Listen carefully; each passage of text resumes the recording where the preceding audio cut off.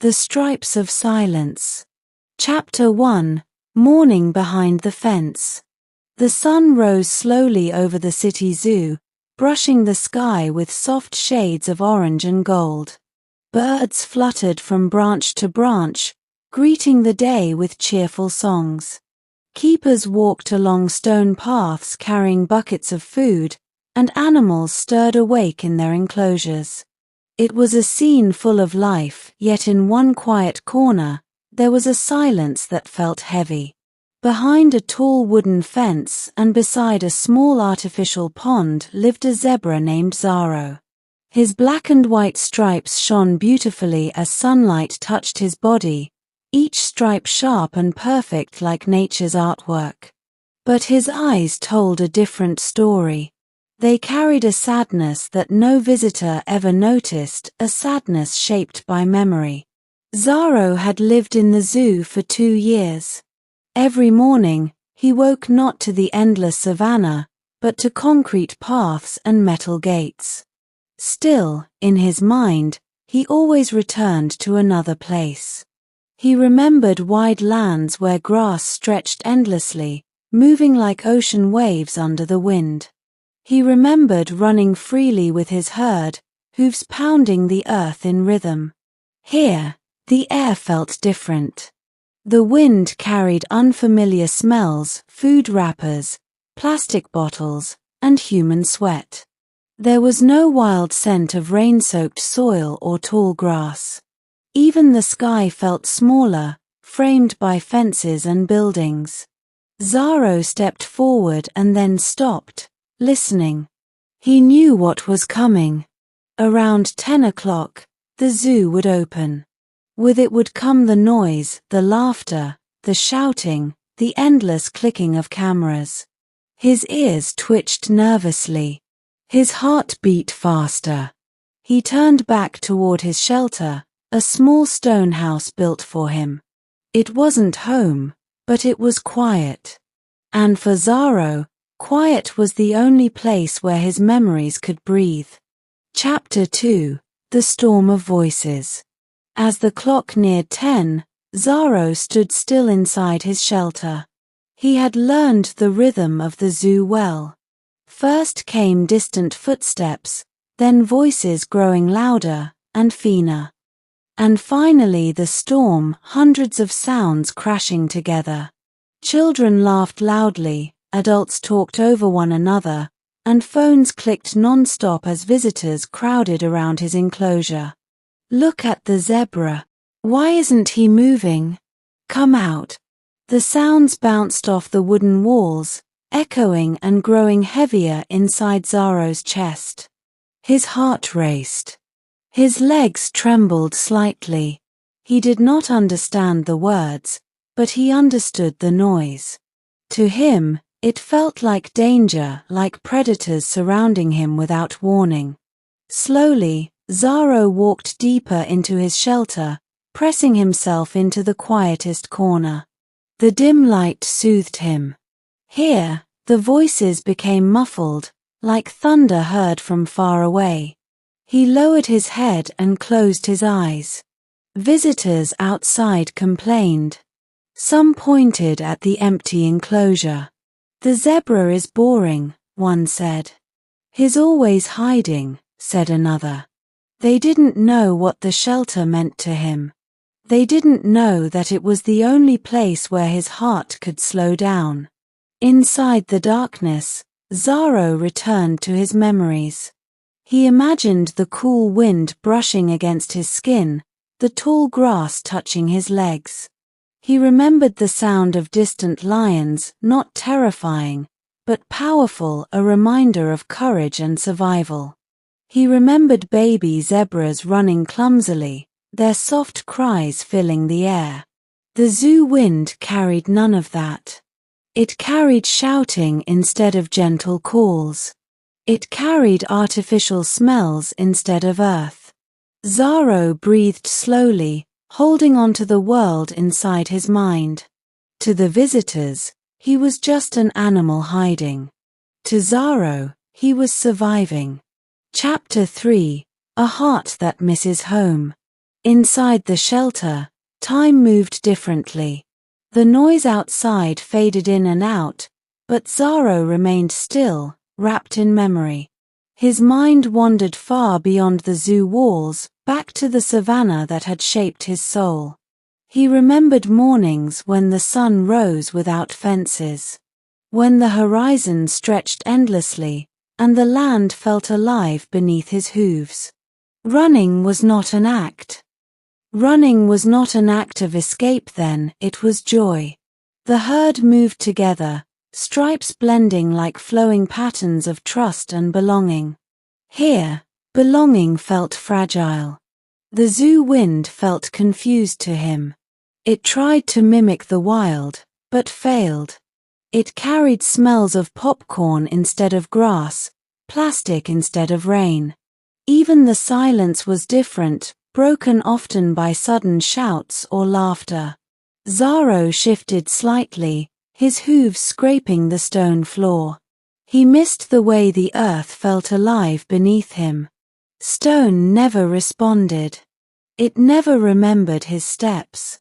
Sometimes, he wondered if the savannah still remembered him. If the grass still bent the same way. If the sky still looked as wide. Those thoughts made his chest ache. Suddenly, loud banging echoed against the wooden fence. A group of schoolchildren had arrived, louder than usual. They shouted excitedly, trying to get his attention. The sound pierced through the shelter like sharp stones. "Come out. Show us your stripes." Zaro stepped back quickly, pressing himself against the wall. His breathing grew fast and shallow. The walls felt closer. The noise felt endless. He wasn't meant for cages or crowds. He wasn't meant to be watched constantly. His soul had been shaped by space, by silence, by freedom. Outside, the children laughed, unaware of the fear they caused. But nearby, someone noticed. Someone who understood that silence can speak louder than noise. Chapter 4: Myra's Gentle Voice. Myra had been working at the zoo for less than a year, but she already knew something important: animals spoke in ways humans often ignored. She noticed Zaro's patterns, his fear, and his silence. When she saw the children banging on the fence, her heart tightened. She hurried over. "Please don't shout," she said gently but firmly. "He's scared. Animals need peace too." The children froze. Slowly, embarrassment replaced excitement. They stepped back, their voices lowering. The noise around Zaro softened. Myra walked toward the shelter. Myra walked toward the shelter carefully, her steps light. She crouched slightly and peeked inside. "Hey, Zaro," she whispered. "It's okay. They didn't mean harm." Zaro lifted his head slowly. His eyes met hers. There was no fear in her gaze, only patience. She didn't rush him. She didn't demand anything. She simply stayed. She was different from most humans. She never yelled. Never tried to force him out. She understood that trust grew quietly. Still, Zaro couldn't come out. Not yet. That night, after the zoo closed, silence returned like a long-lost friend. Zaro stepped out carefully and looked up at the night sky. Stars shimmered softly, reminding him of home. Myra sat nearby on a bench. "You miss your home, don't you?" she whispered. "Some souls are born to roam wide places." Zaro didn't understand the words, but he understood the feeling. Sadness. Respect. Care. For the first time in a long while, the silence felt safe. Chapter 5: A Dream of Change. The quiet nights made Myra think deeply. She couldn't ignore what she had seen in Zaro, the fear, the withdrawal, the longing.